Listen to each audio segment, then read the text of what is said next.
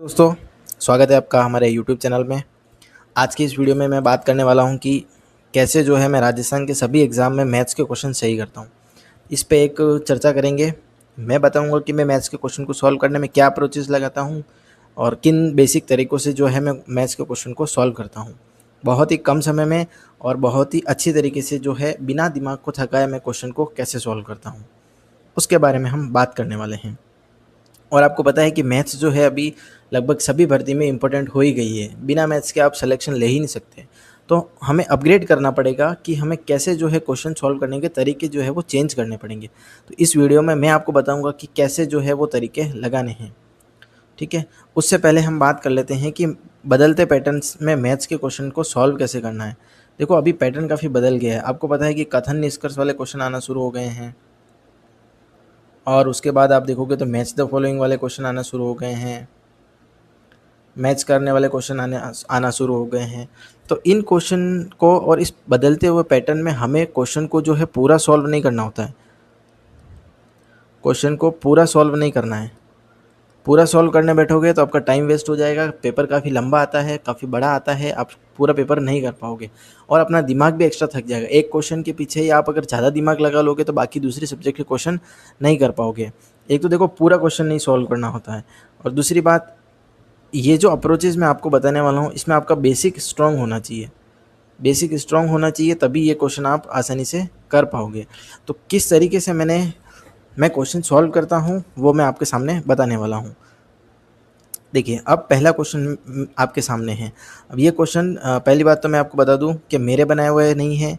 ये पुराने पीवाईक्यू, पुरानी किसी न किसी भर्ती में आए हुए हैं। लेटेस्ट 2025 की भर्ती में आए हुए क्वेश्चन हैं ये सारे। वो उठा के लेके आया हूँ मैं आपके सामने कि कैसे जो है मैं इनको सॉल्व करता हूँ और मैंने सॉल्व किए हैं भर्तियों में और विदिन सेकेंड में है इनको जो है निपटा देता हूँ। इस पर टाइम ही नहीं लगाता। तो देखो, एक एक शुरुआत करते हैं। सबसे पहले आपके सामने है प्लाटून कमांडर भर्ती 2025 का क्वेश्चन आपके सामने है। अब देखो, क्वेश्चन मैं पहले ही बोल रहा हूँ, मेरी मर्जी से नहीं लाया हुआ हूँ। ये क्वेश्चन नंबर यहाँ लिखा हुआ है, आप जाके चेक कर सकते हैं। अब आपके सामने ये क्वेश्चन है, इसको देखो, सारे स्टूडेंट सॉल्व करेंगे, बोर्ड मार्क्स लगाएंगे और सॉल्व कर लेंगे। बोर्ड मार्क्स लगाएंगे और सॉल्व कर लेंगे। लेकिन मेरे को आपको सिर्फ इसका आंसर निकालना नहीं बताना है, मुझे बताना है कि कम समय में और बेहतरीन अप्रोच लगा के कैसे इसको सॉल्व कर सकते हो। मैंने कैसे इसको सॉल्व किया था वो मैं आपके सामने रखता हूँ। देखो, जैसे ही मैंने क्वेश्चन को देखा ना, तो एक चीज़ तो मेरे दिमाग में आ गई कि ऑप्शन 4 है, चारों ऑप्शन में से एक ही ऑप्शन नेगेटिव दे रखा है। ये देखो, बी वाला ऑप्शन ना, ये नेगेटिव दे रखा है। इसका मतलब कुछ ना कुछ एग्जामिनर ने सोचा होगा, तभी तो नेगेटिव दे रखा है। अब देखो, एग्जामिनर का इस क्वेश्चन को देने का मकसद क्या था, क्या सोचा था इसके पीछे, वो आपको पता करना है। देखो, मैंने इस क्वेश्चन को कैसे सॉल्व किया मैं बताता हूँ। देखिए, सबसे पहले मैंने इसको सॉल्व किया फर्स्ट वाले को, तो ये बना 7/3। उसके बाद ये बना 5/3 और ये डिवाइड में 1/6 है। इसको किया तो मल्टीप्लाई 6 हो जाएगा, मल्टीप्लाई 2 और मल्टीप्लाई 4। अब यहाँ इतना लिखने के बाद मैंने इसको आगे सॉल्व नहीं किया, क्योंकि यहाँ मुझे पता चला कि बोर्ड मास जो होता है उसमें सबसे लास्ट में क्या होता है, एस। सबसे लास्ट में एस होना यानी कि सब्ट्रैक्ट होना। इसका मतलब क्या होगा, इसमें से इसको माइनस करना पड़ेगा। पर इसको माइनस करने से पहले इसको सॉल्व करना पड़ेगा, पर सॉल्व पूरा नहीं करना है। देखो, एक दिमाग लगाओ कि यहाँ 5/3 लिखा हुआ है। अब 5/3 में 6 मल्टीप्लाई हो रहा है, फिर वापस 2 मल्टीप्लाई हो रहा है और यहाँ पे प्लस है, यहाँ पे कुछ 4 ऐड भी हो रहा है। यानी 5/3 में मल्टीप्लाई हो रहा है, कुछ ऐड हो रहा है। तो इतनी सी दिमाग तो अपना चलता है कि ये 7/3 से बड़ा होगा। यानी कि ये जो सॉल्यूशन आएगा ना, इसको सॉल्व करेंगे तो ये बड़ा नंबर आएगा, 7/3 से बड़ा आएगा। और 7/3 क्या होगा, छोटा नंबर होगा। तो सिंपल सी बात है, छोटे नंबर में से एक बड़ा नंबर माइनस करोगे तो आंसर तो हमेशा नेगेटिव में ही तो आएगा। तो बस एक ही ऑप्शन था नेगेटिव, बी ऑप्शन। इसको पूरा सॉल्व करना ही नहीं था, ये अप्रोच लगानी थी आपको और आंसर आपके सामने आ जाएगा, बी ऑप्शन आपके सामने है। इस तरीके से जो है आपको सॉल्व करना है। नेक्स्ट क्वेश्चन देखो, ये क्वेश्चन आया था राजस्थान जमादार ग्रेड सेकंड भर्ती 2025 का क्वेश्चन है आपके सामने। अब देखो, यहाँ ए बी का रेशियो दे रखा है, बी सी का रेशियो दे रखा है, सी डी का रेशियो दे रखा है, ए बी सी डी का रेशियो निकालना है। हमें क्या निकालना है, A ratio B ratio C ratio D. अब देखो, मैं जैसे ही मैंने इसको देखा तो मैंने ऑप्शन पर नज़र लगाई। मुझे ऑप्शन में ये पता चला कि ए बी के रेशियो जो है वो सब में अलग अलग है। तो मैं क्यों सी और डी का रेशियो निकालूँ, मैं ए और बी का रेशियो निकाल के भी तो इसका आंसर निकाल सकता हूँ। वही किया था मैंने। मैंने ए और बी का रेशो निकाल लिया। ए और बी का रेशो कैसे निकालोगे, 1/3 रेशो 5/6, ये मल्टीप्लाई करोगे क्रॉस में तो ये हो जाएगा 6 और ये हो जाएगा 15, यानी कि ये कितना हो जाएगा 2/5 हो जाएगा। अब ए और बी का रेशो कितना हो गया 2/5। अब मैं यहाँ ऑप्शन में चेक कर लेता हूँ कि कहाँ ए और बी का रेशो 2/5 बन रहा है। देखो यहाँ नहीं बन रहा, यहाँ नहीं बन रहा। यहाँ सी ऑप्शन पे देखो 12 दूनी 24 और 12 पंजे 60, यहाँ 2/5 बन रहा है, यानी कि ये आंसर हो सकता है। और लास्ट में देखोगे तो ये यहाँ पे नहीं बना, यानी कि एक ही ऑप्शन था, सी ऑप्शन जो है इसका राइट आंसर हो जाएगा। आगे सॉल्व करना ही नहीं है हमें, ये नोटिंग करनी ही नहीं है कि मैं सी निकालूँ डी निकालूँ फिर उसको कंपेयर करूँ फिर इसको इक्वल करूँ फिर ए बी सी डी का रेशो निकालूँ, नहीं, ये फालतू की नोटिंग नहीं करनी, इतना टाइम नहीं है हमारे पास एग्जाम में।